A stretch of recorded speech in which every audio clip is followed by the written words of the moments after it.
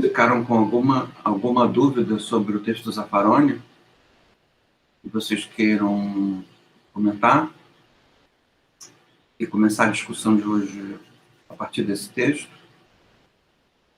Ou se não, a gente já começa a discutir o texto do Neus Christ.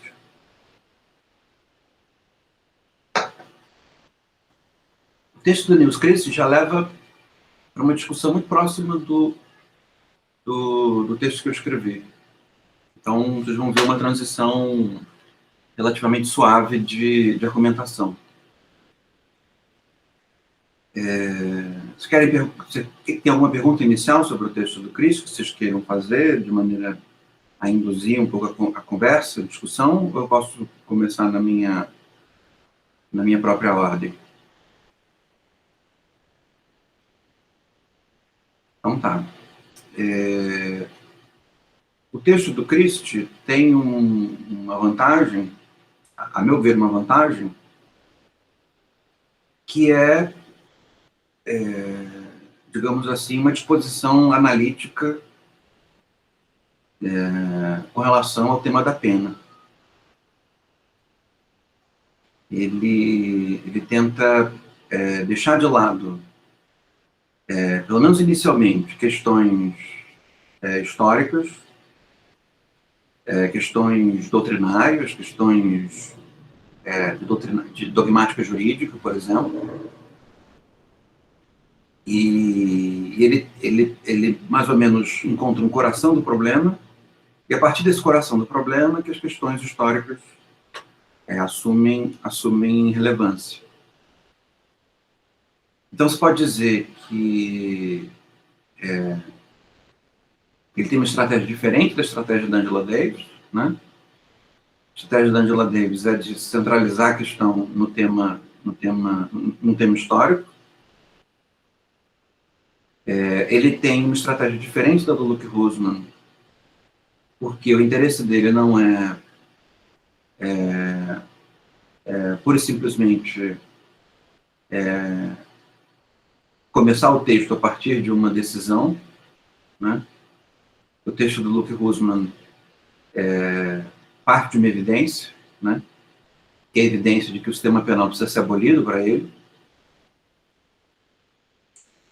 E diferentemente do texto do Zaffaroni, que é um texto de relegitimação no âmbito deslegitimado do direito penal, o texto dele não tem nenhum compromisso com salvar ou deixar de salvar o direito penal. O direito penal é simplesmente um artefato no meio dos outros, né? E, ao mesmo tempo, a temática que o Neus Christ aborda, ela serve para esclarecer todos os outros, né? De certa maneira, se há alguma confusão nas abordagens e contradições entre eles, de alguma maneira, ele organiza o problema de maneira a emprestar significado para todas essas outras questões.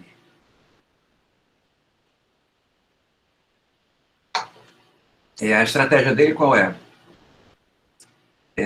Perguntar o que está em questão na pena, menos o que o Estado ou os juristas ou os humanistas dizem que está em questão na pena, e mais, de uma forma relativamente utilitária, me parece, perguntar o que tem na pena, né? O que tem na pena. E a conclusão dele é de que o que tem na pena é dor. O que tem na pena é a administração da dor. Então, seja num contexto histórico racializado, seja na identificação da inconsistência do sistema penal, seja na busca de reorientar a prática do direito penal, para o Neus Christ, em todos esses âmbitos, o que existe é a administração da dor.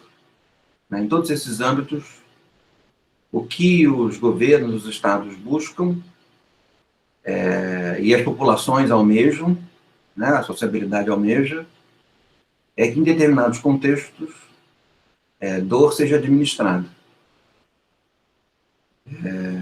E dor seja administrada como um reflexo de algum comportamento transgressivo. Né? Evidentemente que todas as críticas que foram feitas nos textos anteriores, elas cabem aqui, né? Porque, por exemplo, as críticas do Luke Husman, de que o Estado escolhe as transgressões por uma espécie de política pública, ele escolhe as transgressões que ele vai administrar a dor. Ele não aplica dor em qualquer transgressão, né? E nem é capaz disso. Nenhum Estado seria capaz disso, né? De todas as transgressões que foram elencadas no direito penal, uma vez praticadas, serão punidas com a administração da dor. Nenhum Estado, nenhum governo é capaz de fazer isso. Né? Então, a crítica do Luke Husman, por exemplo, de que existe uma escolha, um direcionamento da prática do Estado, é verdadeira também a partir desse reconhecimento analítico de que o ponto central da pena é a dor. É a mesma coisa no que diz respeito, por exemplo, ao diagnóstico do Zaffaroni. Né? No diagnóstico do Zaffaroni, o Estado ele é persecutório, né, daqueles a quem ele escolhe, seguindo o raciocínio do Luke Husman, e o direito penal, na administração da dor, precisa recalibrar a sua legitimidade, sabendo que esse processo é persecutório. Ou seja, ele precisa aplicar os direitos humanos, ele precisa contextualizar os transgressores e administrar a dor de uma forma racionalizada. Né? Ou seja, seria preciso, no diagnóstico dele, que o direito penal aplicasse dor de um modo protetivo e racionalizado, para que o direito penal pudesse continuar fazendo o que faz, partindo do princípio de que aquilo que o direito penal faz, ele faz melhor do que outras opções. Né? Então, por exemplo, uma sociedade completamente controlada é uma sociedade, no julgamento do Zaffaroni, pior do que uma sociedade que tem direito penal. Né? Ou seja, é melhor uma sociedade que pune algumas coisas do que uma sociedade que controla todas as transgressões. No julgamento do Zaffaroni. E a mesma coisa poderia ser dita no caso da interpretação da Angela Davis, segundo a qual o cárcere, né, não só o direito penal, mas o cárcere é uma instituição de controle de negros e grupos racialmente minoritários nos Estados Unidos, e serve para administrar a dor nesses grupos. Né?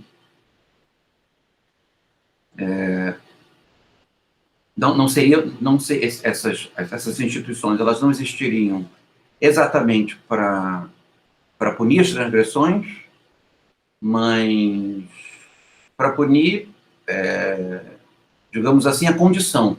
Né? Ela simplesmente puniria os negros por serem negros. Né? A grande transgressão do negro seria ser negro. Então, seriam instituições que administrariam dor nos negros por eles serem negros, ou outros grupos étnicos por serem quem são. Né?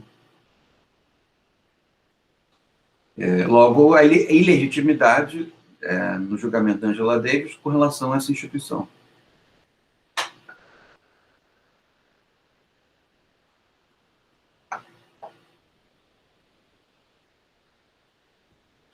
Fica claro até aqui como que o Niels Christ parece emprestar clareza para todos esses outros textos que nós lemos até agora?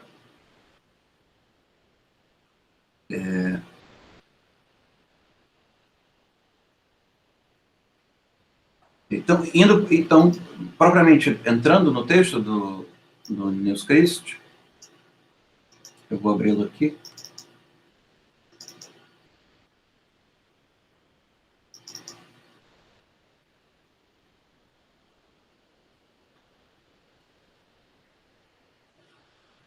E se nós vamos ligá-los a um raciocínio abolicionista, né, partindo do fato de que diversos caminhos levam ao abolicionismo, o que ele parece querer indicar é que todo abolicionismo precisa levar em consideração a realidade da pena. Ou seja, discursos alternativos no que diz respeito à pena, que tentam interpretar a pena de outras formas, acabam sendo discursos mais retóricos do que capazes de descrever um estado de coisas. Né? A gente vai ver isso conforme o texto se desenvolve. Mas, ou seja, existe uma contenção da administração do cárcere, né?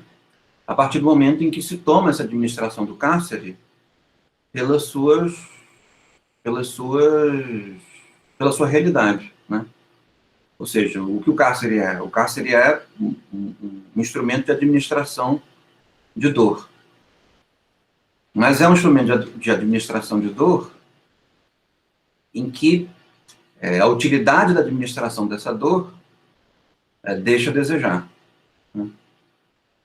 Ou seja, o cárcere, tal como as penas, de maneira geral, o cárcere é um tipo de pena, né? O cárcere, tal como as outras penas, ele é uma pena porque administrador, mas diferentemente dos outros tipos de pena, o que o cárcere parece demonstrar com a sua trajetória é de que ele administra mal dor. Né? Ele é administrador de maneira muito pouco eficiente e com muito pouca utilidade, ao mesmo tempo que, uma vez que administrar dor é uma prática imoral, uma prática ruim, né? As justificativas que ele tem para administrar dor, enquanto instituições, são muito fracas, são muito ruins, são quase que injustificáveis. Então, reconhecer que as instituições penais elas existem para administrar dor leva ao título do livro do Nils Christ, que é um limite para a dor. Né? A grande questão, então, uma vez que nós admitimos que essas instituições existem para causar o mal, tendo como utilidade que causar o mal pode produzir um bem, mas, na maior parte das vezes, simplesmente causando o mal, a grande questão é saber que não se pode permitir que o mal seja praticado sem controle. É preciso haver limite para a dor, é preciso haver limite para o mal. No que diz respeito a isso, a gente acaba sendo colocado, levando para a discussão do próximo texto. Vocês ainda não leram, mas vocês vão poder ler. Dessa semana para a próxima. Que é uma discussão sobre política, né? Sobre a experiência política e o modo como o cárcere ocupa um lugar nessa experiência. Né? O cárcere ele é uma instituição jurídica, mas evidentemente é uma instituição jurídica que existe com um grau de politicidade muito alto. Né?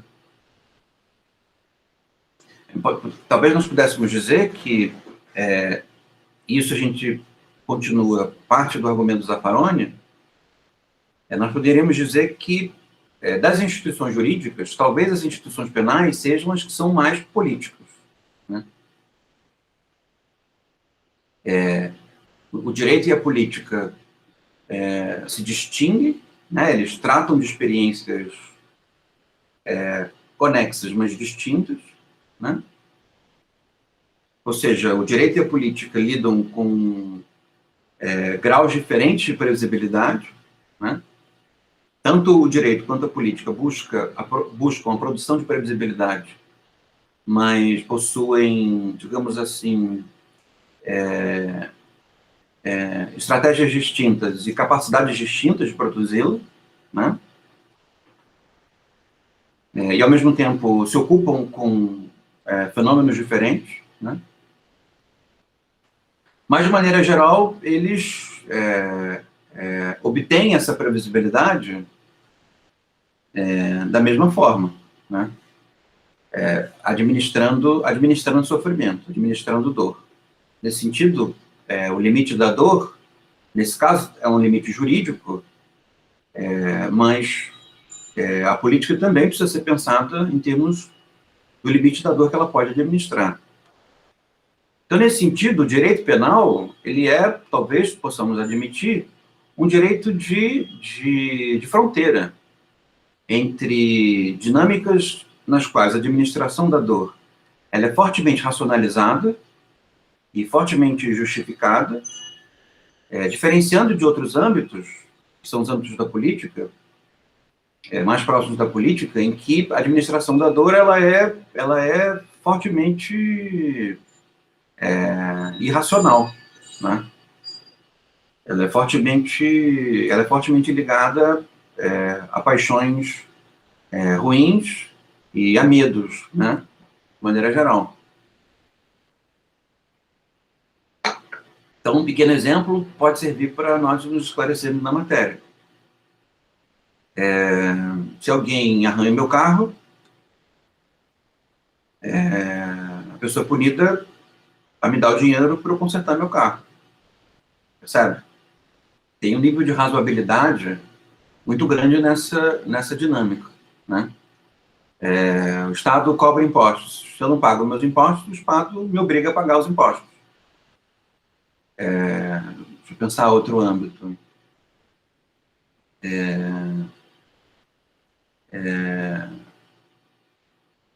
As pessoas se casam, né? Quando elas se casam, elas produzem um patrimônio junto. Quando elas se separam, esse patrimônio precisa ser dividido.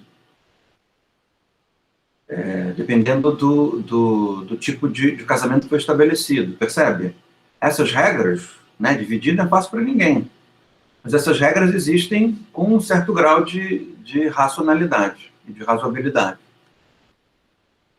As regras do direito penal, próximas ao âmbito da política, elas capengam em racionalidade, porque o direito penal ele serve para punir transgressões que são transgressões que são dificilmente passíveis de serem recompostas, né?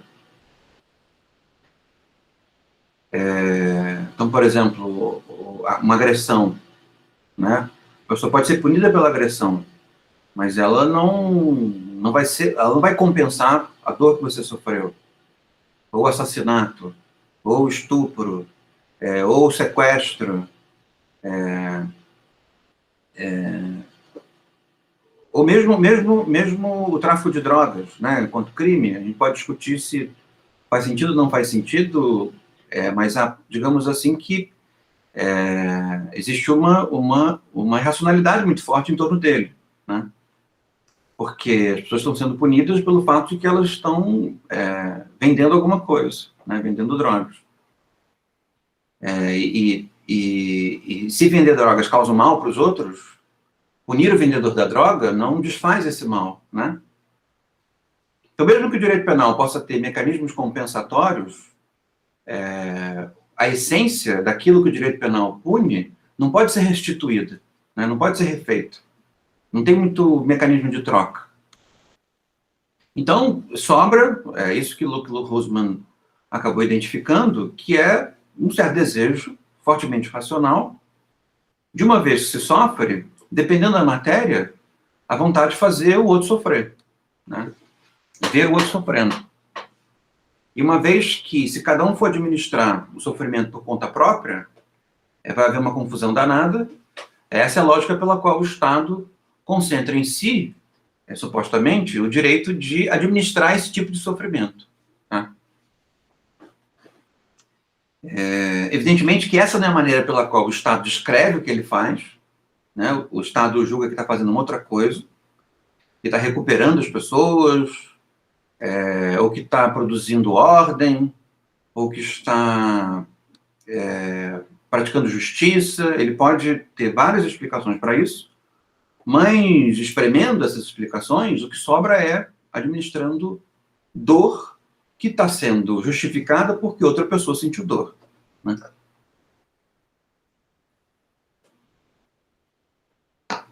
Então, nesse sentido, o direito penal, pela sua forte irracionalidade, ele está muito próximo da política, porque a política também é uma dinâmica de produção de dor, né, de produção de sofrimento, mas ela tem como característica prioritária o fato de que é o que justifica a produção desse sofrimento, ainda que possa ter algumas exigências de razoabilidade, é a necessidade das pessoas de terem ordem, viverem com ordem, né?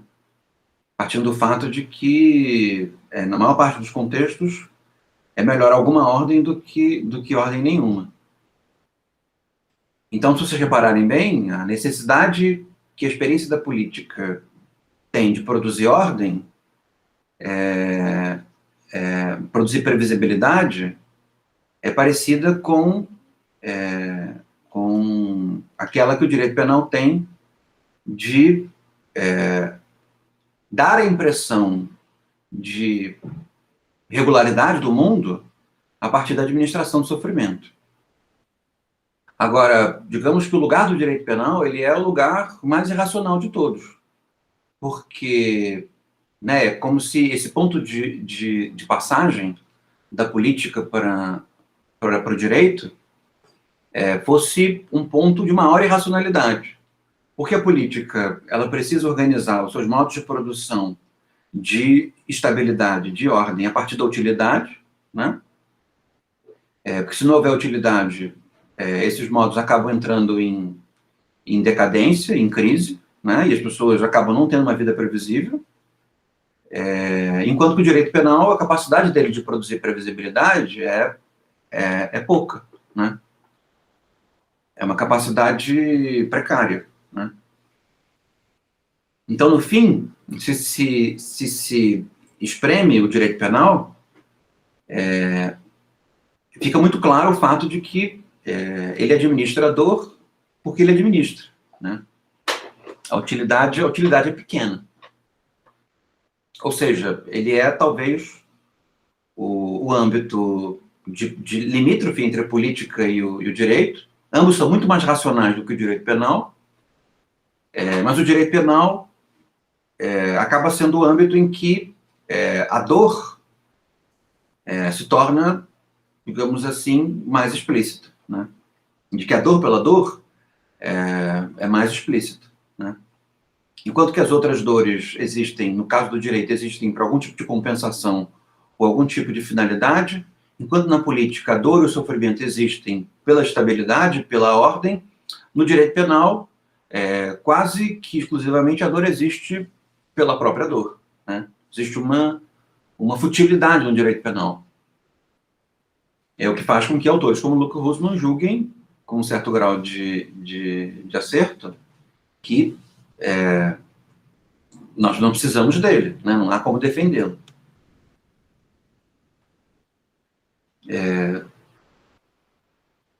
No fim, a justificativa que existe para o direito penal nada mais é o fato de que existe um hábito, né? Um hábito de ter uma instituição específica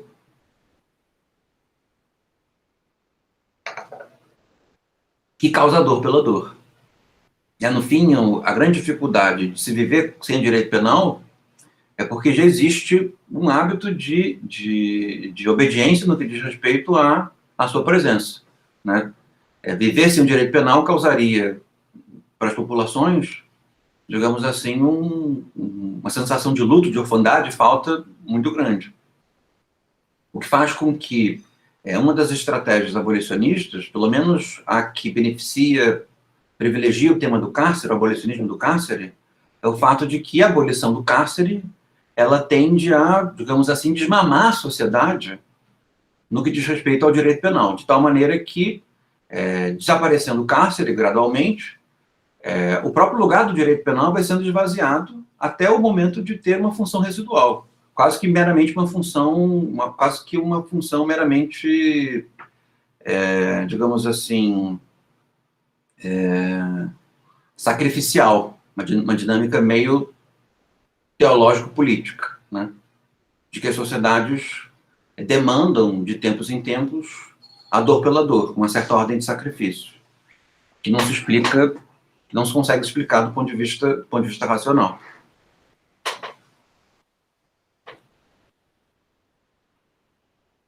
Tá bem até aqui? Querem perguntar alguma coisa? Então, o livro do Niels Christ tem essa vantagem, né? Que é a simplicidade do argumento, né? E, digamos assim, a coragem epistemológica, se é que essa expressão faz sentido, de mostrar o fenômeno pelo seu aspecto mais simples, né? Por isso a primeira frase do livro dele é essa. As maiores ideias nesse livro pequenininho são simples. A grande ideia desse livro é simples.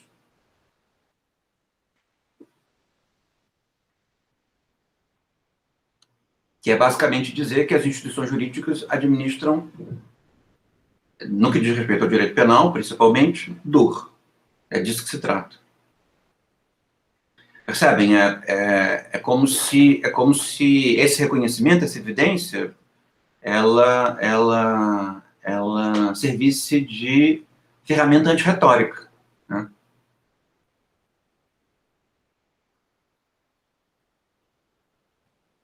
Então, vamos lá.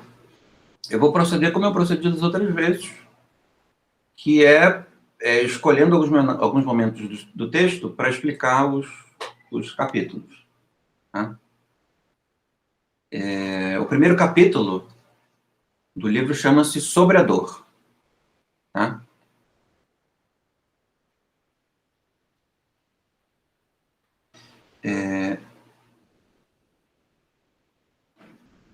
Basicamente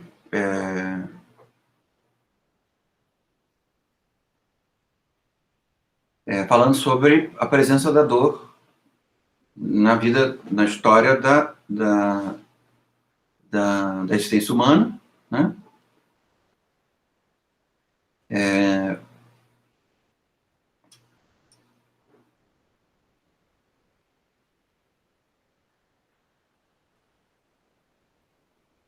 E nesse sentido, mostrando que os momentos em que a dor ela é maior são os piores momentos da espécie humana, né? Os piores momentos da nossa existência. Porque a gente consegue perceber o que há de pior na humanidade pela presença do sofrimento, pela presença da dor. Então, os fenômenos com maior quantidade de dor são os fenômenos com relação aos quais a humanidade tem muitas razões para se envergonhar. Então, campos de extermínio, escravidão, fenômeno carcerário, né? São, digamos assim, experimentos humanos em que a quantidade de dor ela é descomunal, ela não é passível de ser medida, claramente, mas existe uma descomunalidade na capacidade de sofrimento, e, ao mesmo tempo, essa dor não consegue ser justificada pela previsibilidade ou estabilidade ou bem que entrega, né? Então, a escravidão pode ter entregado riqueza, mas também entregou o custo de muitas vidas e, ao mesmo tempo, o sofrimento e e impactos sociais que permanecem depois dela, né? E outros fenômenos da mesma forma.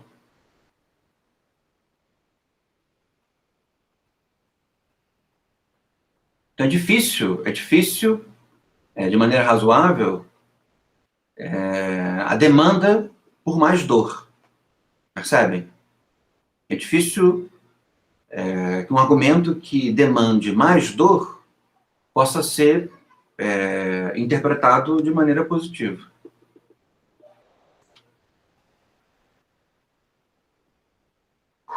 E, ao mesmo tempo, a gente pode traçar diferenças entre o modo pelo qual a dor pode ser administrada e ao mesmo tempo, o tipo de reprovabilidade da dor, né? Porque uma das características dos piores momentos em que a dor ela é impingida é o fato de que ela é impingida de maneira organizada, né?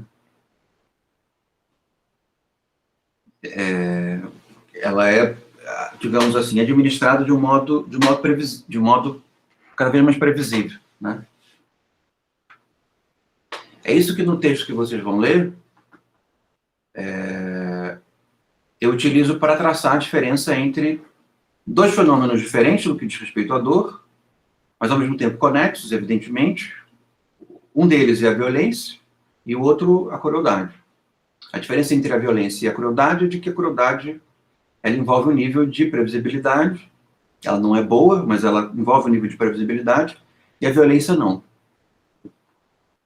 Ou seja, a violência é a destruição, a dor causada de maneira cujos efeitos são imprevisíveis, né? Então, se nós compararmos uma coisa com a outra,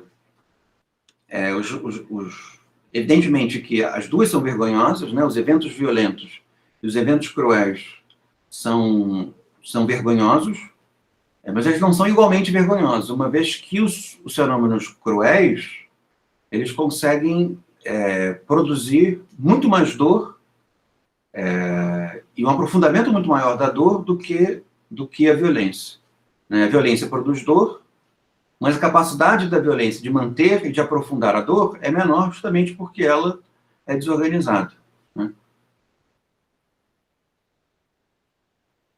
Então, os dois fenômenos são ruins, né? Mas a crueldade traz consigo um componente... exatamente, a crueldade tem a ver com utilizar a dor, o sofrimento, para produzir previsibilidade. Então, o que faz com que a crueldade seja pior do que a violência é justamente o fato de que, primeiro, a crueldade ela joga um jogo duplo do discurso, porque ela entrega coisas boas, né, por assim dizer, ela entrega a previsibilidade da política e ela entrega, num outro sentido, a previsibilidade do direito, né? Ao mesmo tempo, o direito é dependente do tipo de previsibilidade que a política entrega, né? A crueldade que o direito administra é diferente, e é dependente do tipo de crueldade que a política administra, né? E é dependente dessa. E justamente por esse aspecto organizado, ela é capaz de, digamos assim, maximizar a quantidade de sofrimento implicado, né? Enquanto que a violência não. A violência, ela produz sofrimento, produz dor, principalmente dor, menos sofrimento, mas sim, também sofrimento. Mas a capacidade dela de fazer com que o sofrimento se aprofunde é menor justamente porque ela é desorganizada, né?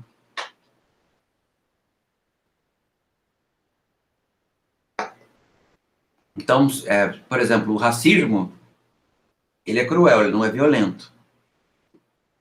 Percebem? Nesse argumento, né? Por quê?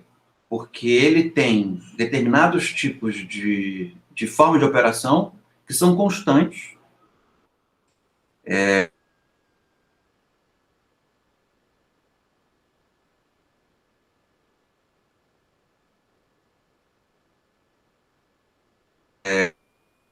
Grupos que administram coisas em função da utilidade que retira dela. Ou seja, existe uma vida boa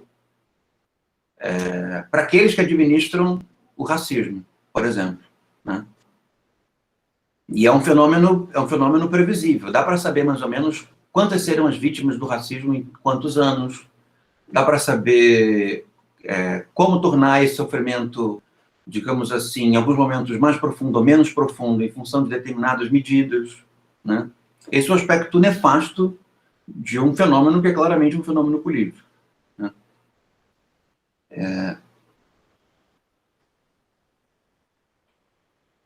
Então, esse é o assunto do primeiro capítulo. Eu queria fazer um comentário, uma digressão sobre abolicionismo, que vocês pode parecer meio fútil para vocês, mas que, para mim, ocupa um lugar central. Se vocês repararem bem, os textos que nós escolhemos são os textos importantes, né, dentro da temática do abolicionismo penal. Todos eles são textos em que a forma é uma forma pouco ortodoxa de veicular conhecimento, né? Todos eles possuem um estilo relativamente fragmentado, todos eles possuem um estilo relativamente ensaístico, né? No melhor sentido da palavra, em que os autores se colocam na posição de autoridade relativa acerca dos assuntos sobre os quais tratam. Digamos que o livro mais autoritário e ortodoxo no que diz respeito ao modo pelo qual o argumento se veicula é justamente o texto do jurista, que é o texto do Zaffaroni, né? Em todos os outros, a autoridade dos autores com relação aos seus objetos deriva principalmente da experiência que tiveram, e mesmo assim essa experiência não faz com que eles sejam observadores muito diferentes de mim e de vocês, né? Se nós passamos por experiências parecidas, né? Só o texto do jurista que envolve um certo grau de autoridade racional sobre o objeto, uma vez que ele domina a doutrina, né? O que faz também com que seja o texto mais dogmático, né? E o texto cujo diagnóstico seja um diagnóstico menos afiado, né? E de consequências menos interessantes. Então, de certa maneira, vocês podem perceber que o abolicionismo ele assume, na sua própria maneira de falar, uma forma, digamos assim, pouco autoritária, né? Ou seja, existe no abolicionismo, me parece, uma relação entre o modo pelo qual se diz e aquilo que se diz, né? Porque se estabelece uma fala doutrinária sobre o abolicionismo, é como se a forma tivesse um efeito contraditório ao que se objetiva, né? Então, essa é uma característica que o abolicionismo traz consigo, que os escritos abolicionistas trazem consigo, e que é uma característica que não é desprezível, me parece, tá? E comparativamente a outros textos de juristas, o texto do Zaffaroni é um texto pouco ortodoxo, né?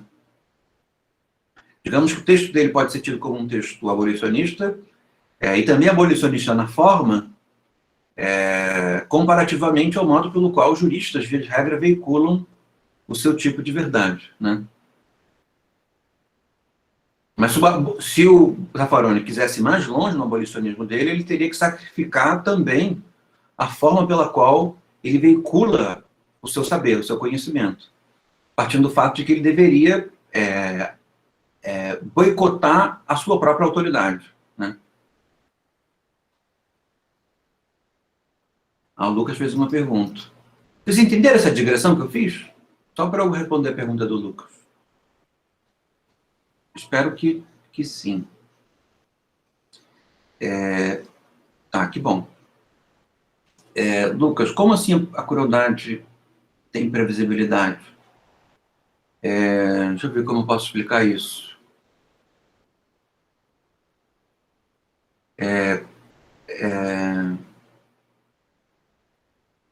Tente devolver a pergunta, né?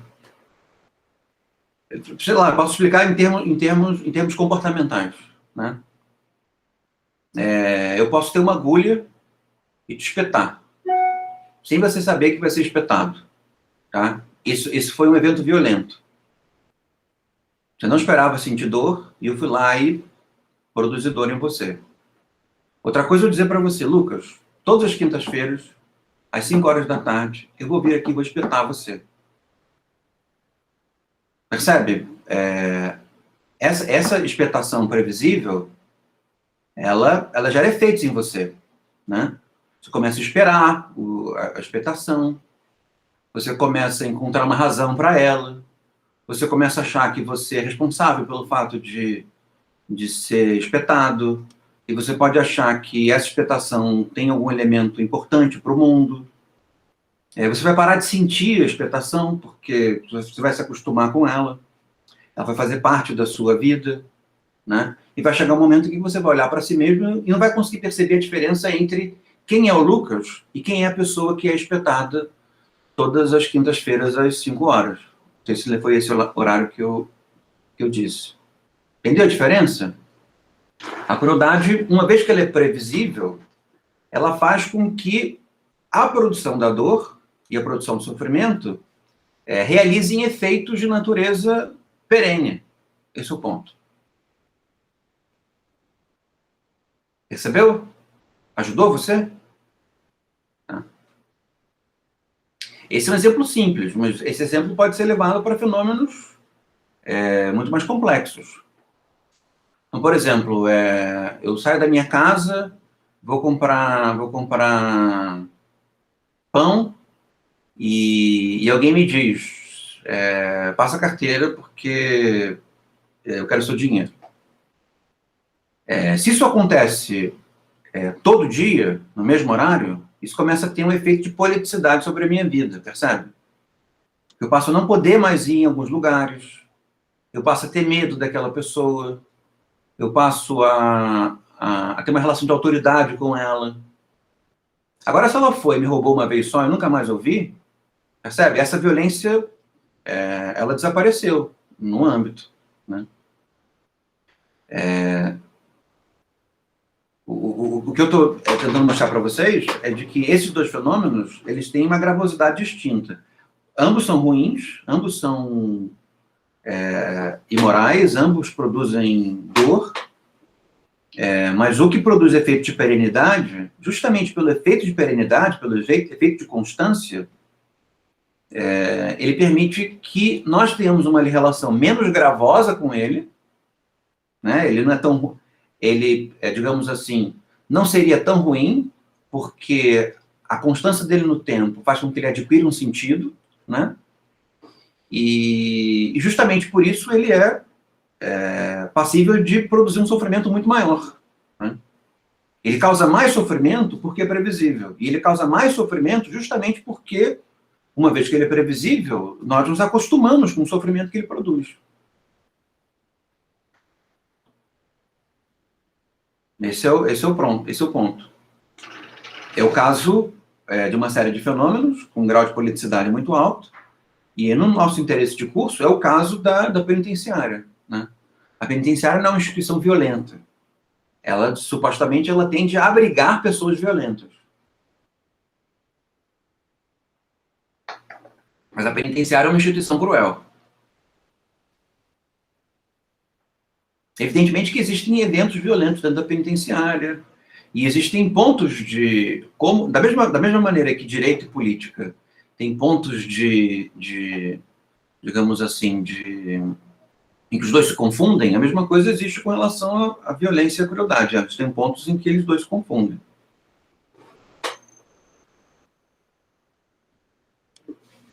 Espero ter feito sentido. O segundo capítulo chama-se O Escudo das Palavras, né? E vai um pouco na direção, vai numa direção um pouco diferente daquela que o Luke Husman fala com relação às palavras. Porque o Luke Husman diz que o vocabulário que o sistema penal escolhe faz parte do mal que ele provoca, né? Então, chamar alguém de criminoso, no vocabulário brasileiro de vagabundo, percebe? Isso traz consigo um peso complementar ao sistema penal. E o Luke Husman diz que é preciso, na abolição do sistema penal, uma reforma de vocabulário a ponto de lidar com fenômenos parecidos com palavras diferentes em que o peso possa ser recalibrado a partir do tipo de palavra que é utilizado. A expressão que, às vezes, até mesmo, às vezes, ironizada no pensamento dele, é a tal da situação-problema, né? De que não se deve chamar um crime de crime, mas chamar um crime de uma situação-problema. Porque, no fim, o crime é um evento social que concerne a todo mundo, né? Então, deveria ser enfrentado como tal, e a maneira de denotar esse sentido é não chamar de crime, em que a relação do crime seria simplesmente do criminoso e o Estado, né? Mas chamar de situação-problema, uma vez que a relação é uma relação que perpassa todo mundo. Vítimas, Estado, sociabilidade e transgressor, né? Eu, por mim, prefiro o vocabulário transgressivo, né? Mas pro Niels Christ, o problema das palavras é relativamente outro. O problema das palavras, e nesse sentido eu acho que é super, super importante, é de que as palavras têm um efeito de opacidade sobre os fenômenos, né? O caso do Christ é de que as palavras têm um efeito de etiquetamento do fenômeno. E ele está certo. Nesse caso, a sensibilidade com as palavras do Luke Rusman leva a uma outra percepção, que é o fato de que, dependendo da maneira como se fala, a linguagem permite um papel de opacidade acerca do fenômeno. Então, por exemplo, recuperação. A pena como uma forma de... A pena como retribuição, como recuperação, né? E são palavras que trazem consigo um significado abstrato que, ao mesmo tempo em que permite que a crueldade da pena se aprofunde, não descreve bem o que uma pena é, né? Como, por exemplo, a pena privativa de liberdade.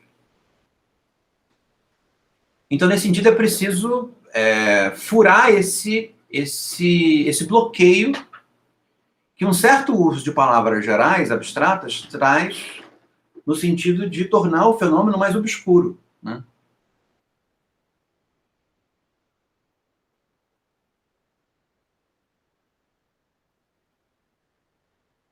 Então, por exemplo, se você não chama de cela, mas chama de quarto, percebe? Você está tornando o fenômeno opaco. Se você não chama o agente da prisão de carcereiro, mas chama ele de agente penitenciário, percebe? Tem efeito de opacidade nessa linguagem. Está querendo dar um nível de procedimentalização e um nível de racionalidade e, ao mesmo tempo, de asepsia que a instituição não tem.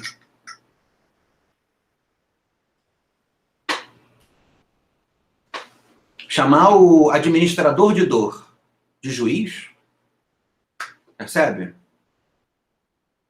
É esquisito. Percebe? Tem um efeito, são efeitos de eufemismo sobre os fenômenos que tornam o fenômeno confuso. É como se a gente não soubesse muito bem do que a gente está tratando e nós não usamos palavras apropriadas para o fenômeno, né? Tem que nem chamar cadeia ou penitenciária de Supermax, no caso dos Estados Unidos, né? Parece que está falando de um cinema. Está falando de um shopping center, né? De uma tecnologia. Então, está falando só de uma cadeia.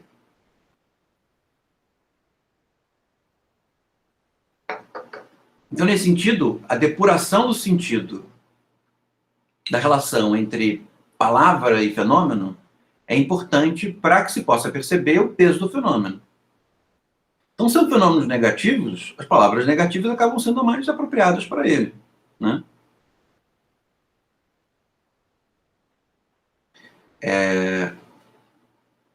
Então, nesse sentido, ele acha que o vocabulário que descreve a pena pela dor é o vocabulário mais apropriado para tratar daquilo que se trata, daquilo que se concerne.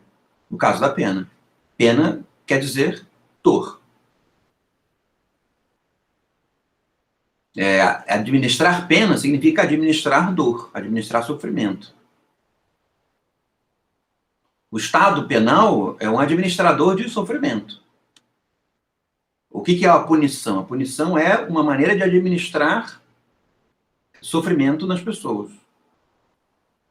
Perceberam a clareza que o fenômeno adquire com relação à adaptação das palavras?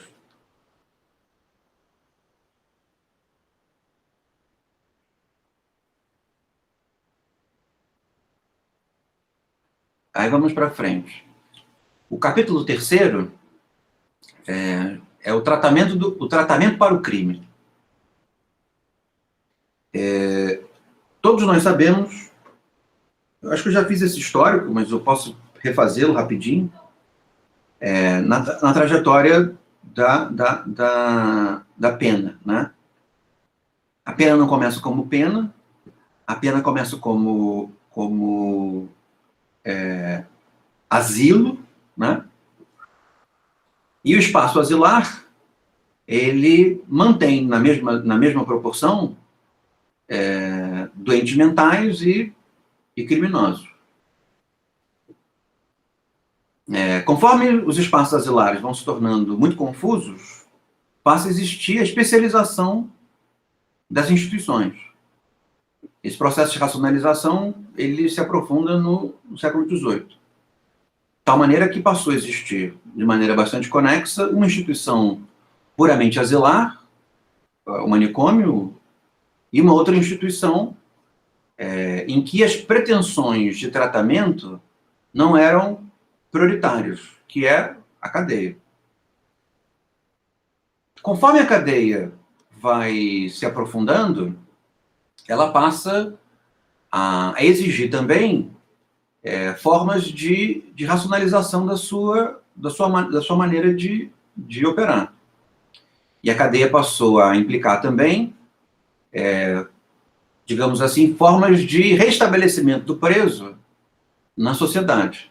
Restabelecimento esse a partir de tratamentos ou a partir do trabalho, né?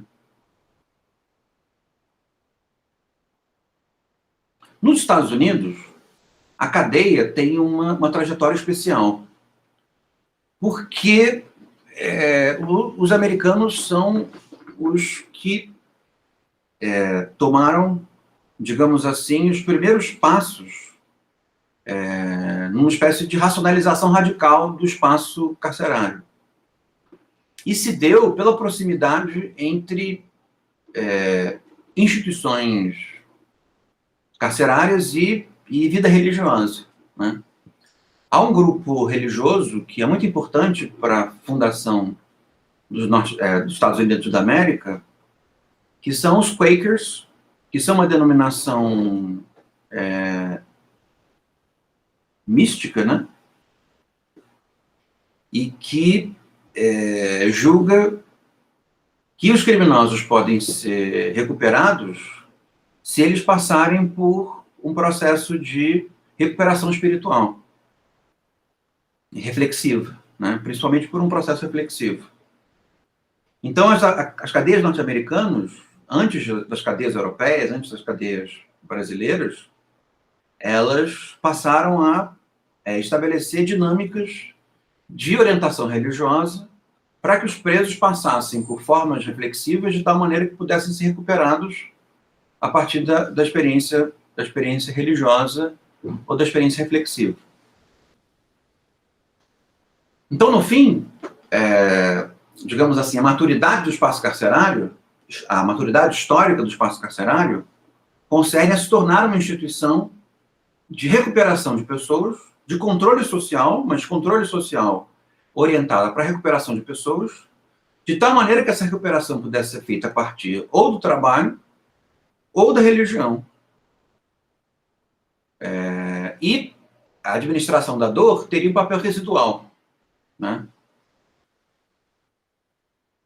Então, para que o vocabulário da dor possa se tornar mais explícito no que diz respeito a essa instituição, foi preciso que os esforços religiosos, os esforços relacionados ao trabalho, entrasse em crise em função da sua pouca utilidade na modificação dos preços.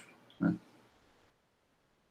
O Rafael Chalub fez uma pergunta aqui. Professor, o Nils comenta a respeito também da dor psicológica infligida aos detentos. Isso possui alguma relação também com o vocabulário?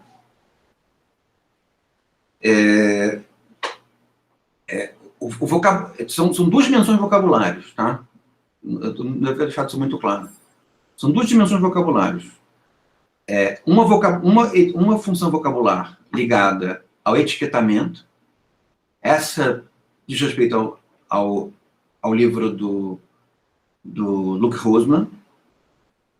E existe uma outra função vocabular, que eu estou chamando aqui de uma função de opacidade, que concerne a tornar o fenômeno mais obscuro. Tá? São duas questões diferentes. O vocabulário do etiquetamento diz respeito a preconceitos sociais. Então, por exemplo, chamar o criminoso de vagabundo, chamar o criminoso de criminoso, chamar o criminoso de marginal. Isso diz respeito à função de preconceitos sociais e uma certa cumplicidade entre esses preconceitos sociais e o sistema penal. Então, como é que a gente sabe que para a cadeia vão as pessoas que nós não gostamos? Porque nós utilizamos para as pessoas que vão para a cadeia um vocabulário que nós utilizamos para coisas que nós não gostamos. Percebe? Como é que se sabe que a cadeia é uma instituição racista? Porque os nomes que se utiliza para falar dos detentos são os mesmos nomes que se usa para falar das pessoas negras. Percebe? Essa é a função do etiquetamento. Pelo vocabulário, identificar que existe um preconceito arraigado na vida social e que está próximo ao que se espera da cadeia enquanto instituição política. Tá? Outra coisa são os eufemismos que a instituição carcerária utiliza para tratar de si própria. Tá? Então, nesse sentido, a dor psicológica e a dor física, elas são conectadas. E tanto no que diz respeito à dor psicológica e à dor física, a instituição carcerária utiliza uma palavra menos gravosa para tratar dela.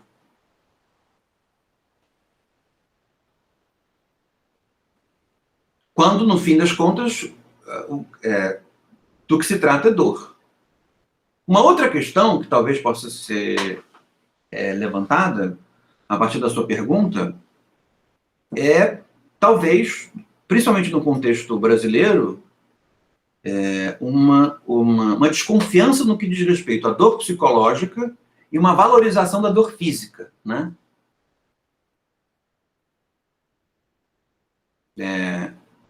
Esse texto do Nils Christie aponta para uma espécie de convergência entre as duas. A dor física e a dor psicológica no ambiente carcerário, elas meio que são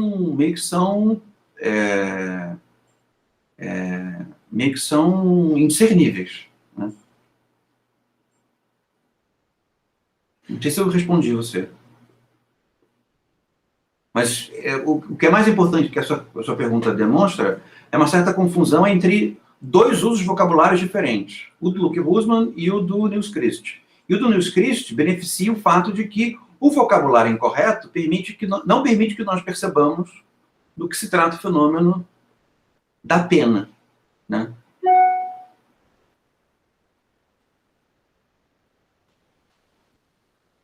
Que bom.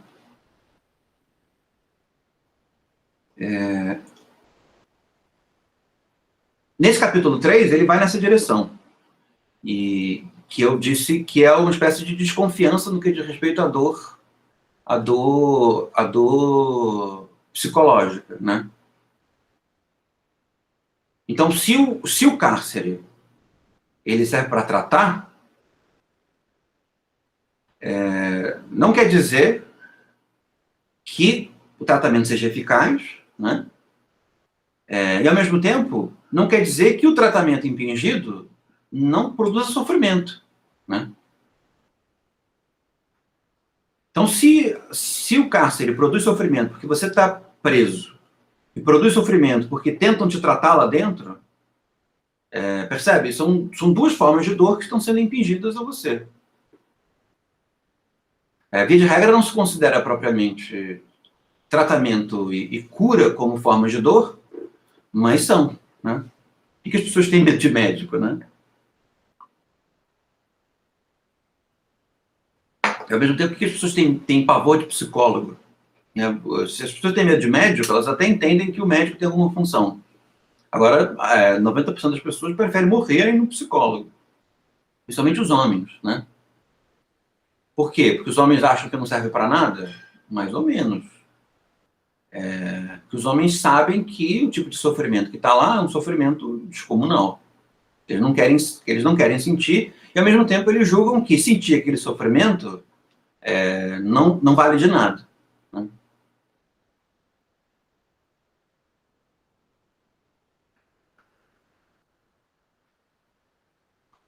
Um capítulo importante no que diz respeito à racionalização da instituição penal é o capítulo do século XVIII, que passa pela obra de um sujeito italiano chamado Cesare Lombroso,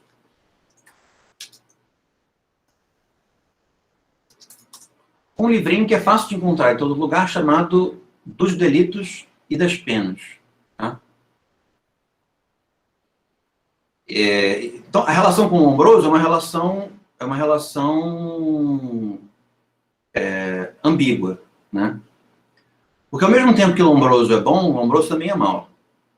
Não ele, né? O pensamento dele e o tipo de raciocínio que ele instaura. O Lombroso é bom porque ele estabelece um raciocínio de limite para a instituição carcerária. Principalmente no raciocínio da proporcionalidade da pena. Né? Então, é como se o Lombroso pensasse que é preciso estabelecer um cálculo, e esse cálculo está presente em quase todos os direitos penais do mundo, em que é preciso encontrar uma proporcionalidade entre a dor que se impinge à pessoa que transgrediu alguma coisa e a transgressão cometida. Então, se alguém rouba um litro de leite, ele não pode ser punido da mesma maneira que uma pessoa que matou outra, por exemplo. É preciso haver proporcionalidade entre uma coisa e outra. O elemento negativo do Lombroso é de que a proporcionalidade faz com que a instituição carcerária se torne justificada e ela aumente a sua dimensão enquanto instituição política. Então, essa pequena fórmula de pensamento, que serve para limitar a ação do cárcere, acabou sendo uma forma que fez com que o cárcere se desenvolvesse desbragadamente, descontroladamente.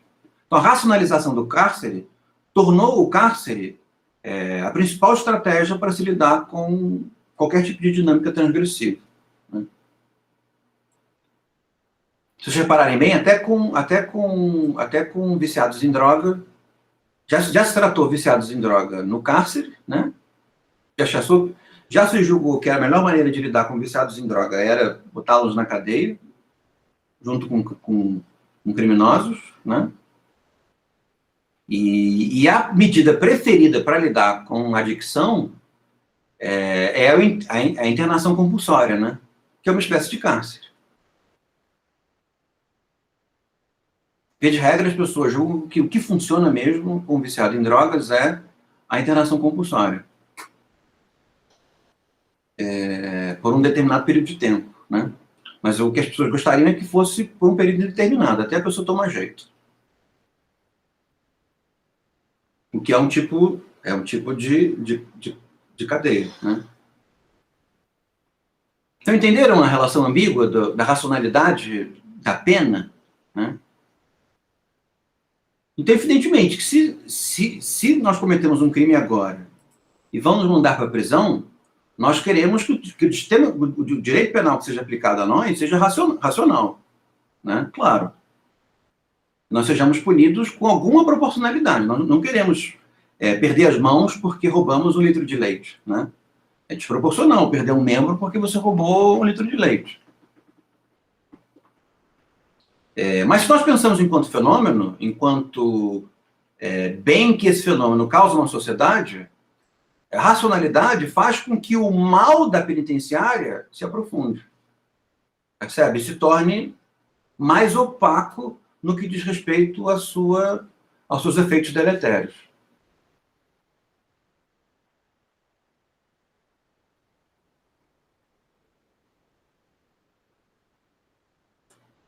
O que as pesquisas começam a perceber, ele indica algumas pesquisas importantes no texto, é que o cárcere, enquanto instituição de tratamento, não trata ninguém, as pessoas saem muito parecidas como entraram, como saíram de como entraram, e quando não, saem muito piores, né? E, ao mesmo tempo, a própria dinâmica da proporcionalidade, ela acaba sendo relativizada pela persecutoriedade social. Então, a pena pode ser proporcional, mas só quem é punido são as pessoas a quem a sociedade despreza, né? Ou despreza mais. Então, mesmo sendo racional, num certo sentido, é irracional no outro.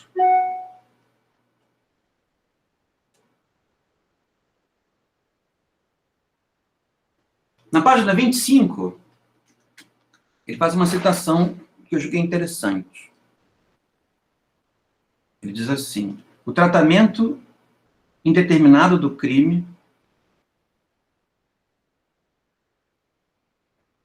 sempre tratou como consideravelmente mais sofrível do que a dor impingida voluntariamente, como antigamente.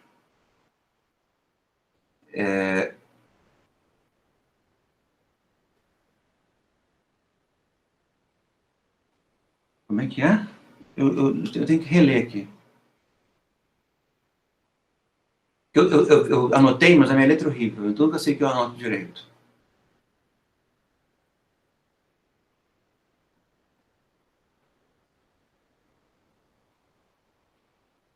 Achei. Ó, o tratamento indeterminado para o crime sempre foi, obviamente, experimentado como consideravelmente mais sofrível do que a velha maneira de produzir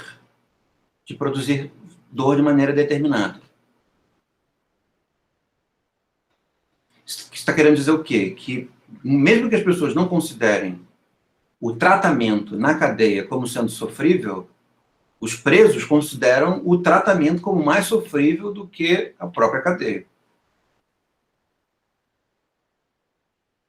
O problema é que o tratamento na cadeia não consegue tratar direito. É mais sofrimento e menos tratamento. Tem sentido para vocês?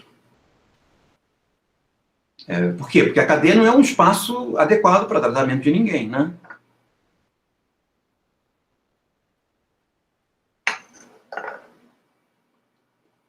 No fim, o tratamento na cadeia acaba assumindo uma forma de tortura complementar. Porque resultados positivos num tratamento envolve liberdade, né?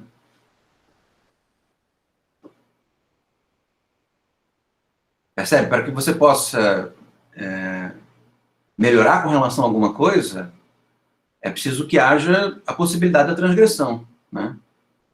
Você precisa ter a possibilidade da transgressão para não transgredir.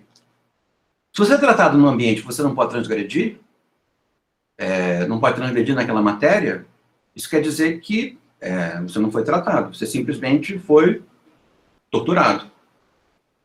Uma vez que tratar envolve sofrimento, porque tratar envolve lidar com o material interno sofrido, né, sofrível. E, ao mesmo tempo, boa parte das pessoas que são encarceradas, se ele não trata, porque ele trata de outro contexto, tem muito que tratá-la, né? Ela não está lá porque ela sente alguma coisa errada ou é uma pessoa intrinsecamente errada. Ela está lá porque ela é uma pessoa socialmente indesejada. Então não tem como tratar a indesejabilidade das pessoas, né? Quem tem que ser tratado, no caso da indesejabilidade das pessoas, não é a pessoa, é a sociedade, né? É o caso, por exemplo, de prisões cuja justificativa é o racismo puro e simples. Você vai tratar o negro por causa do racismo pelo qual ele foi preso? Não faz sentido, né?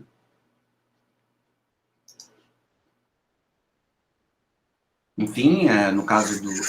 Professor, Diga, Lucas. acho que foi na última aula. Você disse que aumentando a educação também não resolveria o problema, porque se a educação aumentasse, o que mudaria seria que a gente teria uma cadeia com pessoas mais educadas. E que o problema central estaria nos valores que estão aqui na sociedade. E aí teria que se mudar esses valores. Se não é pela educação, como que muda esses valores? Não sei se é uma pergunta idiota, mas era o que eu estava pensando aqui.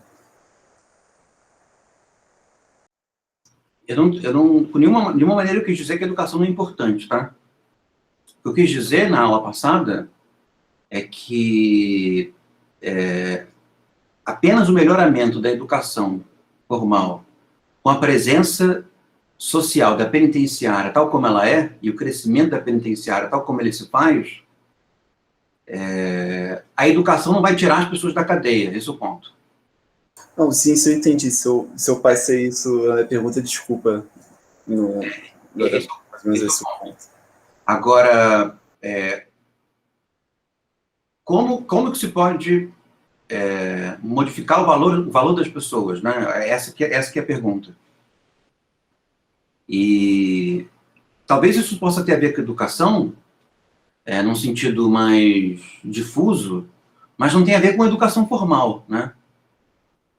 Porque educação formal, você vai aprender língua portuguesa, matemática, física, sociologia, você aprende tópicos problemáticos, mas isso não tem a ver propriamente com seus valores mais arraigados, né?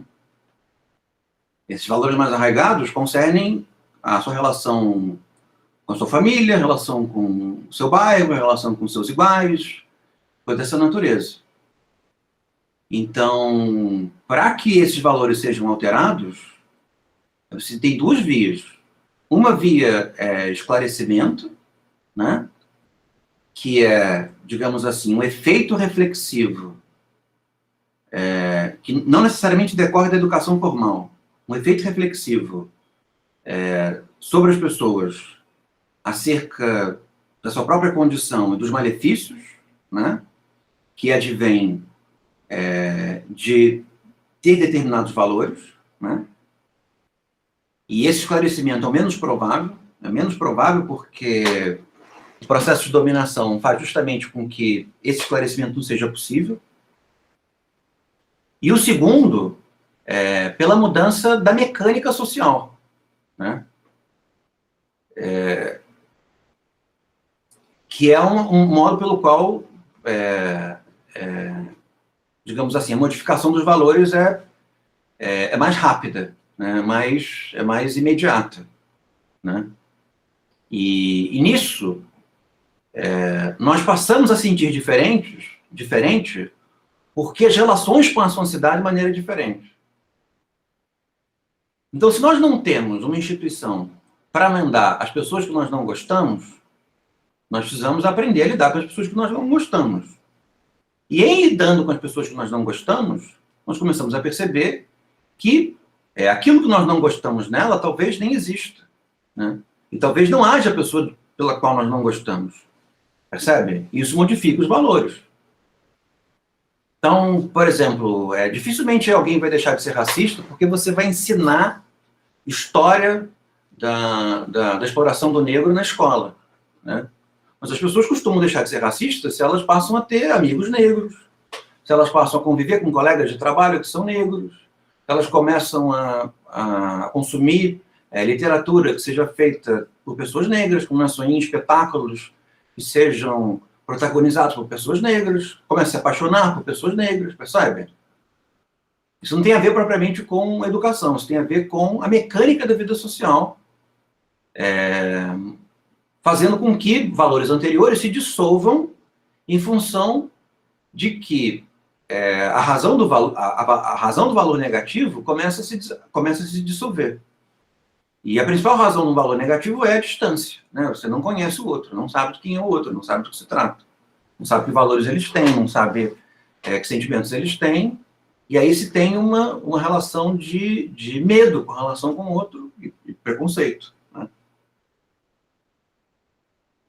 Faz sentido para você? Faz sentido.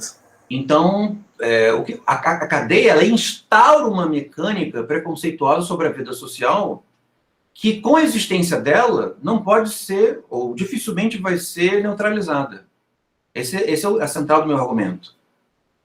Então, dificilmente uma sociedade vai deixar de ser tão racista, ou vai deixar de ser tão persecutória, se a principal instituição de racismo e de persecutoriedade permanece existindo e cresce. Esse é o ponto. Você pode ter escola que for, você pode ter educação técnica que for, que a dinâmica persecutória permanecerá existindo. Esse é o ponto central do meu argumento. Então, a modificação das pessoas eu consigo perceber de duas maneiras. Ou porque a mecânica social se alterou, de tal maneira que as pessoas foram obrigadas a tomar conhecimento de coisas que antes elas não eram obrigadas a tomar, ou por reflexão. Mas a reflexão ela é imprevisível, né? E é difícil saber o que faz com que as pessoas se coloquem numa posição de reflexão. Não é necessariamente a educação formal. As pessoas podem passar pela educação formal e permanecer tão preconceituosas quanto antes. Se a educação formal fosse alguma coisa que modificasse valores, não haveria no Brasil uma classe média alta racista e persecutória, percebe? Porque educação essas pessoas têm. Verdade, se bobear, eles são mais racistas ainda. Às vezes, o próprio processo educacional faz com que eles defendam com mais argumentos os seus próprios preconceitos, né? Consigam ter digamos assim, um escudo de argumentos e de insensibilidade para proteger dinâmicas profundamente irracionais, né? Então, é falacioso dizer que o tipo de efeito negativo que a penitenciária tem sobre a sociabilidade pode ser neutralizado pela educação, porque não pode. Não pode. A única maneira de neutralizar o efeito negativo da instituição penitenciária é diminuindo a instituição penitenciária.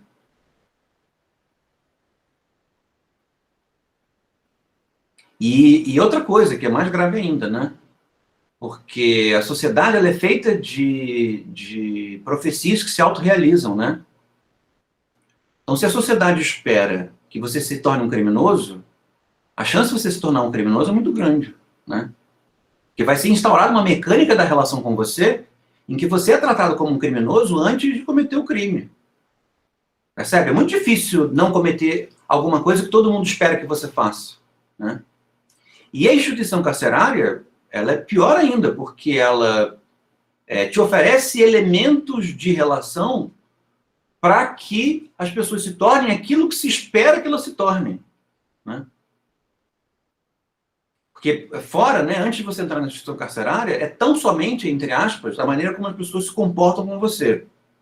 Mas na instituição carcerária, você passa a ter elementos sistemáticos para se tornar, porque é uma instituição, para se tornar aquilo que a instituição espera que você seja, né? Então, mesmo que você não seja um criminoso no sentido intrínseco da palavra, quando você vai para a instituição carcerária, a chance de você se tornar realmente um criminoso é muito grande, né? Porque você vai ter amigos criminosos, você vai viver entre criminosos, você vai ter os impedimentos de pertencimento à vida social que um criminoso tem, né? E, ao mesmo tempo, vai ter a oponibilidade de outras instituições jurídicas, penais, como a polícia, fazendo com que você precise se defender delas, né?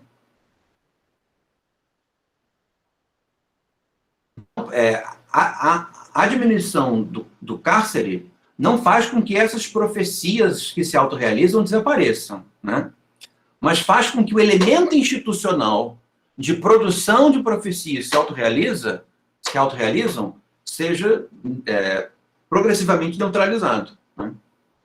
O que torna muito mais fácil não transgredir, né? E esse mecanismo ele funciona em coisas simples, tanto quanto em coisas complexas como comportamento criminoso, né? Por exemplo, as feministas falam muito sobre isso no que diz respeito à educação de mulheres. Você vira para sua filha e diz: minha filha, você é burra, você não sabe matemática. A chance dela aprender matemática é muito baixa, né? A chance dela ser burra em matemática vai ser muito alta. Por quê? Porque se espera que ela seja burra em matemática. Percebe? Não é que ela é burra de verdade, mas lida-se com ela de uma tal maneira que ela passa a se enxergar com os termos dessa relação. Então, se as pessoas tratam você como se você pudesse ser uma pessoa bem-sucedida, a chance de você se enxergar como alguém que possa ser bem-sucedido e se tornar bem-sucedido é muito maior, né? Claro que só isso não resolve, mas ajuda muito.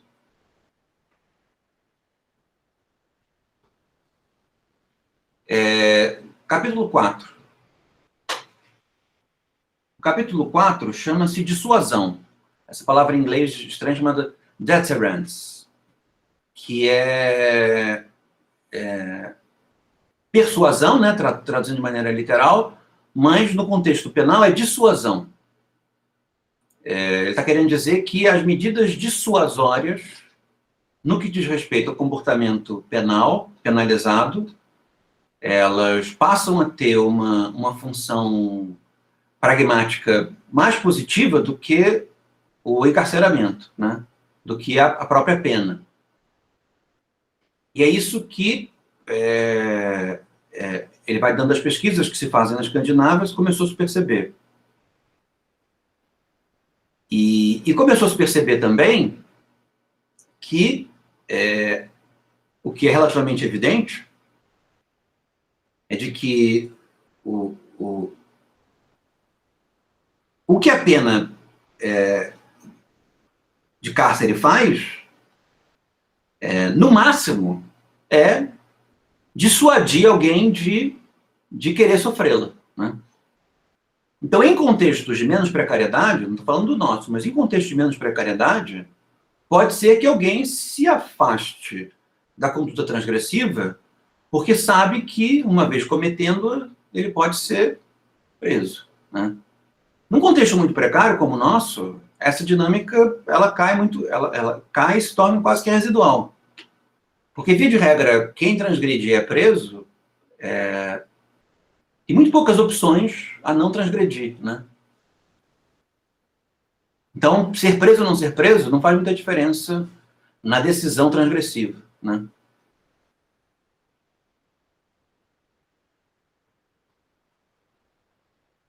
Isso que ele chama de cientificação ou cientificismo do óbvio, né?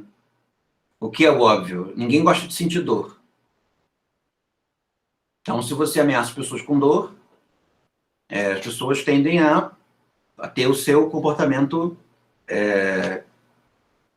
convergente. O que não é completamente verdadeiro no que diz respeito a âmbitos de sociabilidade muito precária, né? Porque você ameaça com dor, mas a pessoa já sofre, né? Então não faz muita diferença. A pessoa já está num ambiente tão precário que ameaçá-la com dor não é uma ameaça, né? Porque ela já tem muito sofrimento e muita dor. Então, no fim, o ambiente carcerário, no nosso contexto, ele aparece mais como um destino inevitável, né? Dependendo do quantidade de dor que se experimenta na vida social, já se lida com a penitenciária como um destino inevitável. Até quando eu passar dos 18 anos é para lá que eu vou. E lá o meu status enquanto transgressor vai se alterar, né? Racionalizando a trajetória.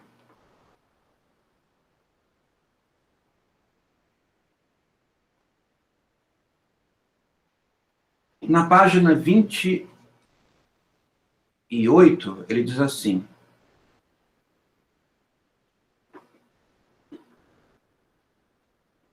exatamente. Essa dinâmica que você chamou de efeito anestésico, que é muito, muito adequada, é o elemento central da eficiência da instituição política e da instituição jurídica. E ela traz consigo um efeito colateral. Esse efeito colateral é justamente o fato de que ele produz hábitos de obediência, né? Hábitos de obediência irreflexivos. De tal maneira que começa a se suportar uma quantidade maior de dor com níveis muito baixos de razoabilidade, de explicação, de justificativa. Né? Se aceita muita dor porque se acostuma a se aceitar muita dor. Se foi educado a aceitar muita dor. Se foi educado a aceitar muito sofrimento. Né? Esse é o ponto. Nesse sentido, a expressão anestésico faz muito sentido. Na página 28, ele diz assim: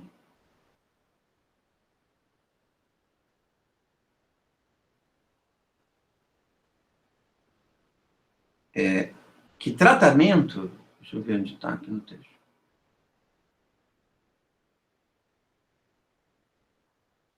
Ele diz assim, vou ver aqui na minha anotação, que eu não achei no texto mesmo.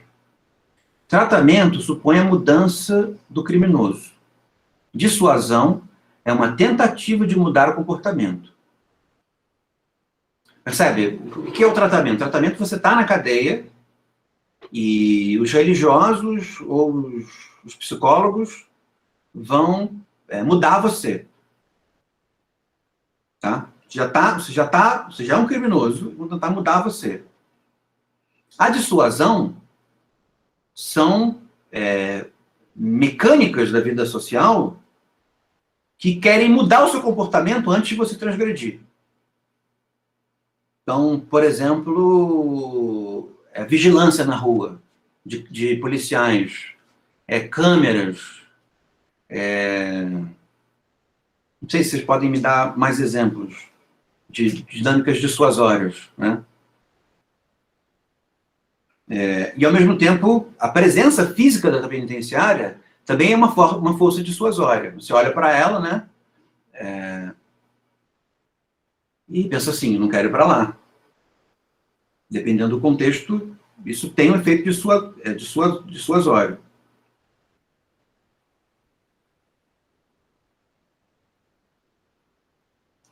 Então, tanto no tratamento quanto na dissuasão, o que o sistema penal julga, trocando em palavras mais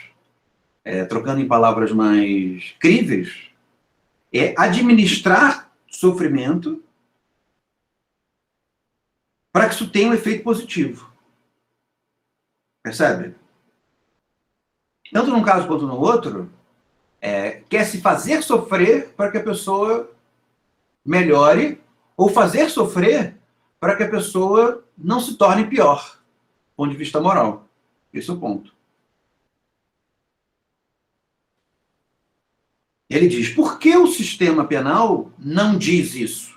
Né? Não é claro com relação às suas dinâmicas. Né? E percebam,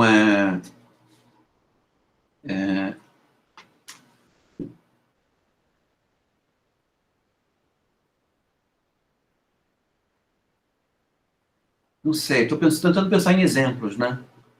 Cada vez mais o controle é uma força presente na nossa vida, né?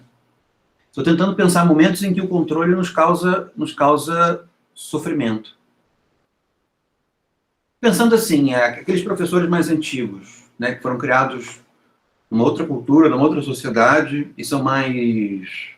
Se nem são mais ou menos sexistas, mas estão acostumados a fazer comentários sexistas e comentários racistas em sala de aula, e quando você não pode fazê-lo, eles sentem que estão sendo tolhidos na liberdade deles. Né? Então, por exemplo, a gravação das aulas, por parte dos alunos, faz com que eles sofram. Percebe? Então, para que eles não permaneçam no espaço público tão sexistas ou tão racistas como eles estavam acostumados a ser, essas presenças tecnológicas têm um efeito dissuasório, que faz com que ele sofra antes de se tornar alguém que transgride uma regra nova. Faz sentido esse exemplo? Não sei se... percebe? É um sofrimento. Se você está, sei lá, passou 40 anos da sua vida fazendo de um jeito, você acha que o mundo é de um jeito, que você tem um lugar no mundo, e aí dizem para você, você não pode ser essa pessoa mais, essa pessoa é feia, essa pessoa é errada. Percebe? Ele se sente pessoalmente atingido, né? E você usa a gravação como um modo de produzir sofrimento nele. Porque se esse sofrimento não funcionar, ele vai ter que sofrer um sofrimento maior. Que é sofrer uma medida administrativa, sofrer reprovação dos pares, sofrer um escândalo, uma coisa dessa natureza. Mas é sofrimento. Você deu um exemplo muito mais grave. Sim, o patrulhamento das viaturas com os fuzis para fora tem um efeito dissuasório gigantesco, né? Mas num ambiente precarizado como o nosso, esse efeito dissuasório só é dissuasório para quem já está dissuadido, para quem pode se dissuadir, né? Via de regra, não tem muito efeito, porque as pessoas que precisariam ser dissuadidas pelo fuzil para fora não vão ser dissuadidas pelo fuzil para fora, porque elas não podem ser dissuadidas, porque os elementos materiais da vida dela não permitem que elas sejam dissuadidas. Ou seja, elas vão ter que se expor à morte, o fuzil dando para fora ou não, né? O que funciona de efeito dissuasório, no que diz respeito à preservação da própria vida, ter um certo nível de prudência, é saber que o confronto com a polícia é um confronto quase sempre mortal, né? Mas mesmo assim, o efeito dissuasório, que num ambiente precário como o nosso, funciona muito pouco. Porque ela não tem escolha, a não ser entrar num confronto mortal, né?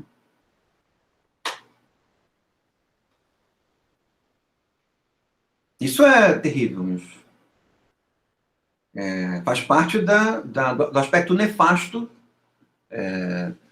do sistema penal, que, a meu ver, só pode ser abrandado ou eliminado a partir de um abolicionismo forte, radical, no que diz respeito ao sistema carcerário.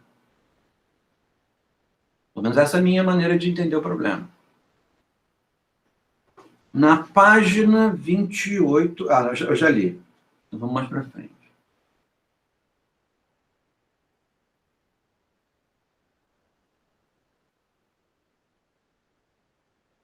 No final desse capítulo, ele trata do que poderia ser uma espécie de neoclassicismo, né? Que seria a tentativa contemporânea de recuperar, e eu acho que se sente muito isso no texto do Zaffaroni, os níveis de razoabilidade do direito penal, fazendo com que as penas sejam proporcionais ao contexto. Então, o Zaffaroni, por exemplo, ele diz que o direito penal ele pode ser revitalizado enquanto crítica se o juiz, por exemplo, na hora de aplicar uma pena, ele aplicar uma pena menos branda se o transgressor for negro, por exemplo, né? É uma espécie de racionalização da pena, uma espécie de proporcionalidade da pena. Uma vez que ele já sofreu mais nessa sociedade por ser negro, a pena não pode ser a mesma pena que outra pessoa não negra sofreria, né? É uma espécie de movimento neoclássico, uma espécie de neo-racionalismo no que diz respeito à aplicação da pena. Então, eu disse, do ponto de vista individual, isso faz muita diferença. Do ponto de vista coletivo, não faz nenhuma, né?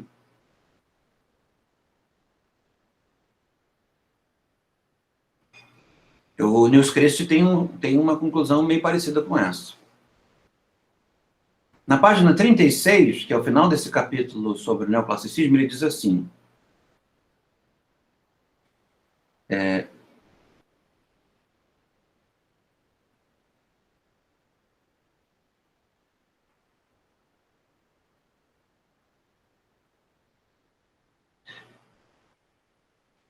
Vamos ver aqui. Primeiro, a cura faz sofrer, né? Achar que cura não produz sofrimento é risível, né? É fruto de preconceito intelectual. Mas o sistema penal, ele não existe para curar ou para ajudar ninguém. O sistema penal existe para fazer sofrer, né? Para administrar dor.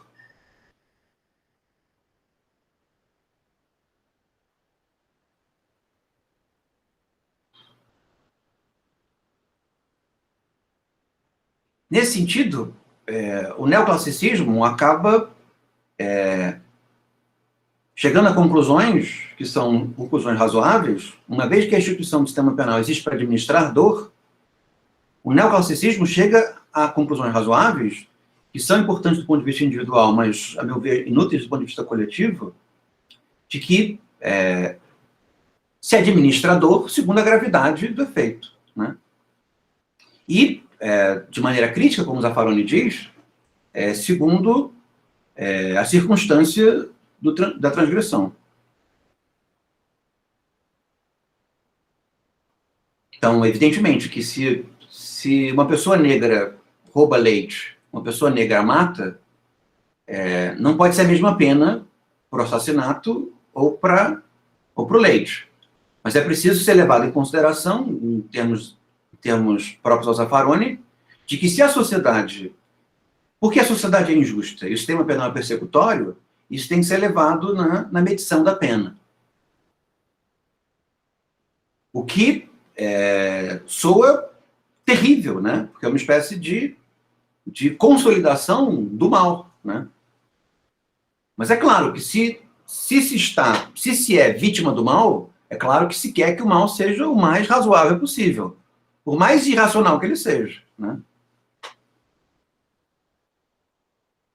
Então, nesse sentido, o neoclassicismo, do ponto de vista coletivo, acaba não tendo importância nenhuma. O que acaba tendo importância do ponto de vista coletivo é o abolicionismo, né? É o ponto de extinção de uma instituição que faz com que os valores façam com que o melhor que se possa esperar do sistema penal é que ele seja razoável com a perseguição, o que é um absurdo, né? Concordam comigo?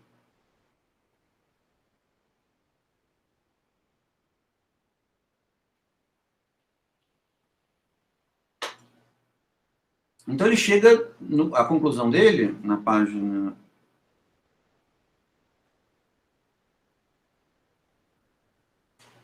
45,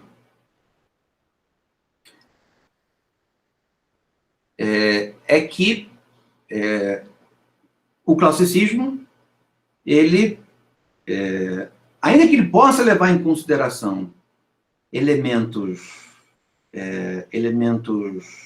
de circunstância, ele não considera que ter sofrido uma pena anterior por quem se o absolve da conduta transgressiva, né?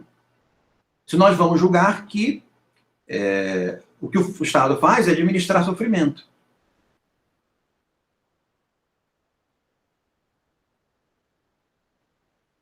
E a culpabilidade, nessa maneira de pensar, permanece sendo do indivíduo e não do sistema, né? O modo do Zaffaroni pensar é justamente esse. Ele até admite parte de culpabilidade do sistema, mas lida com o transgressor como se a culpabilidade fosse dele também. Quando, em algumas circunstâncias, não é, né?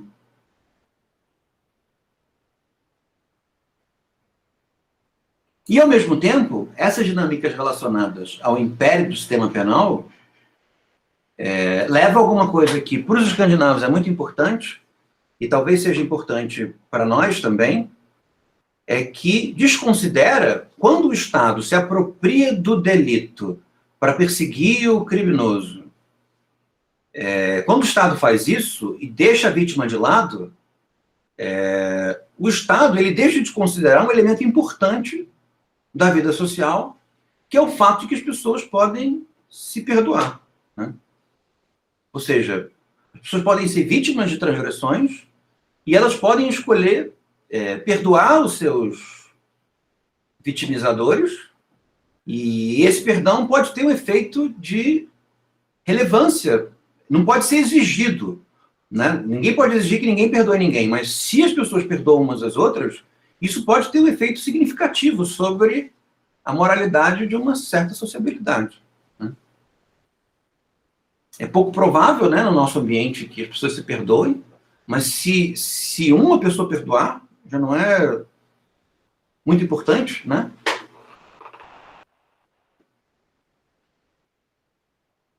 Percebe? Não digo perdoar em sentido religioso, né? É sentido perdoar no sentido de observar uma certa circunstância e achar que a pessoa já sofreu o suficiente, ou de que o sofrimento vai ser inútil, né? São duas razões pelas quais alguém perdoa alguém, né? Me parece. Porque o sofrimento complementar é inútil, ou porque já sofreu suficientemente, ou porque não faz sentido ver outra pessoa sofrendo, né? Pode ser também. Seja lá pelo que for, né? Então, vamos parar aqui na página 44. Não, página 45. Que é o capítulo 6. Tá bom? Na aula que vem a gente termina o livro do Neus Christ. E vou pedir que você já leiam para a semana que vem o texto que eu vou te mandar, que é o meu texto, cujo título é Ceticismo e Abolicionismo Penal. Tá bom, gente? Querem perguntar alguma coisa? Por final? Se quiserem, podem perguntar, que eu ainda estou... Ah, obrigado. Eu que agradeço.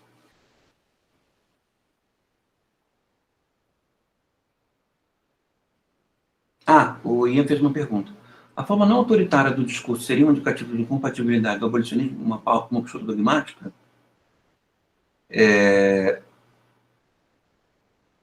Eu acredito que sim. Acho que sim. Acho que há uma incompatibilidade entre abolicionismo e postura dogmática. Então, acho que há uma impossibilidade do abolicionismo e a defesa da lógica dogmática em matéria de execução penal. E, ao mesmo tempo, tem uma diferença de estilo, né? O estilo de veiculação intelectual de conhecimento em termos doutrinários é antagônico com qualquer tipo de abolicionismo, me parece. O abolicionismo só faz sentido se o abolicionista não tem autoridade sobre o seu abolicionismo, percebe? Porque o abolicionista tem uma perspectiva sobre um assunto social que é de todos, né? Se ele tem um saber, e esse saber traz consigo um poder, e ele quer impor o abolicionismo não é diferente de outras formas de vitimização na vida social, né? Então, se há uma autoridade no que diz respeito ao abolicionismo, é uma autoridade que concerne da vivência, né? Abolicionistas resolveram pensar e passar por experiências que a maioria das pessoas prefere não pensar e não passar. Mas é só isso. E veiculam esse saber de uma forma a que essa perspectiva possa ser apresentada como uma perspectiva entre outras, né? O abolicionismo não pode ser um pensamento de Estado, né? O que ele pode ser é uma forma de neutralização de certos efeitos dogmáticos praticados pelo Estado. Então, nesse sentido, por mais que a dogmática jurídica possa ficar de fora do abolicionismo, me parece, eu acho que não faz muito sentido uma reforma abolicionista da dogmática jurídica, é preciso, para o abolicionismo, que o sistema jurídico abdique de autoritário no que diz respeito ao sistema penal. E ele pode fazer isso por muitas razões. Talvez a maior razão seja a crise, né? A crise do sistema penal, a crise do sistema carcerário. É a admissão de incompetência, né? Claro que não faz sentido esperar a admissão de incompetência, mas faz sentido esperar, digamos assim, a admissão da existência de uma crise, né? Nesse sentido, eu acho que sim. E, ao mesmo tempo, também acho que isso pode admitir, do ponto de vista da estrutura do sistema judiciário penal, o fato de que, epistemologicamente, o enfrentamento dos problemas mudou, né? Não se enfrenta problemas a partir de uma perspectiva única. É preciso haver o que se chama, né, de multidisciplinariedade para se entender um problema, né? E se existe, digamos assim, algum tipo de sentido na dogmática, ele deixa de existir no que diz respeito à aplicação na administração da dor, né? A dor não pode ser administrada do ponto de vista dogmático, né? A dor é importante demais para ser administrada do ponto de vista dogmático. Ela só pode ser administrada do ponto de vista contextual, né?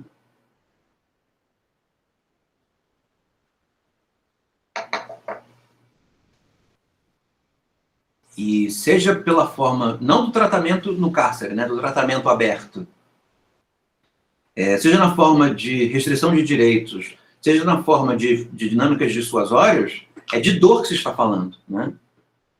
Antes de qualquer coisa, é dor, né? Administração de dor. Então, nesse sentido, eu transformo a sua pergunta numa afirmação. É preciso um discurso não dogmático para se veicular abolicionismo, né? Não autoritário e não dogmático para se veicular abolicionismo. O abolicionismo dogmático não me parece fazer sentido nenhum.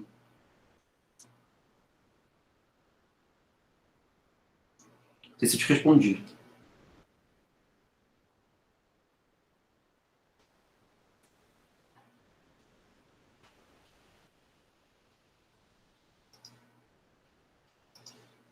Eu estou terminando de ler o seu projeto e já vou te mandar de volta, tá? Só para ficar tranquilo. Mais alguma pergunta, gente?